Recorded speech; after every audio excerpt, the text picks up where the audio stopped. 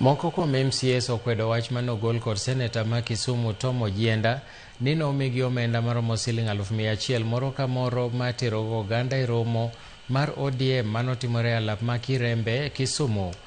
Kane giloso kod Ramogi TV, gilero ni omenda mane gitiyo godo, moko ne oyudo 25,000 ka moko kuomgi nomi 10,000 to moko ne onge gima noyudo. Gino manochuno mondo giti kod omenda mawuok e ofukegi. Ewi mano gitielo ni ponono ni gima kamano ne otimore, to giseyo jod bura meggi mane ok oketogi e ler ka gikoni weche mane seneta Ojienda oyango e wang' jowi mar Ramogi TV nyoro gin maketho nying kod chia maduong' bura mar ODM. Nam nyocha ne wan gi rally maber kabisa manotimore Kirembe. To bang' wach rally no ne ntiere message mane Senator ochiwo. Ka Senator wacho ni MCAs nomi pesa madirom 100,000 ng'ato ka ng'ato. An ka Millicent Omuya ma represent North Seme Ward.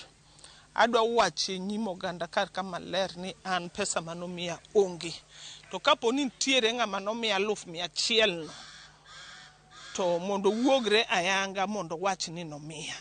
Koro ne jo North duto adwa nyiso ni pesa no kapo ni nochiwe, ero nenore ni nolwaro e lwet jok moko, to an awuon ka Millicent nokayudo pesa. An adwa confirm ni an kaka Regina Kizito onge pesa mana receive mar mobilization. In fact, an joga manochope pap natiyo gi pesa na awuon moa e mfuka mana kelo jopiny, our supporters mag ODM mano attend the rally. Gima dwa kwayo our MPs ni kaponi weche makamagi wuok to ung'eyo maber ni nomiu thuolo mar luongo MCAs together mondo chungi MCAs from each and every sub-county, and you did not do that.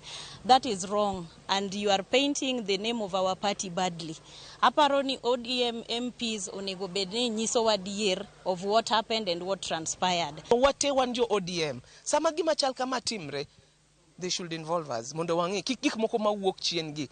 Nikech dine bedni ok en adier, to kata jo East mane wacho no yudo pesa to gi confirm nwa ni giyudo.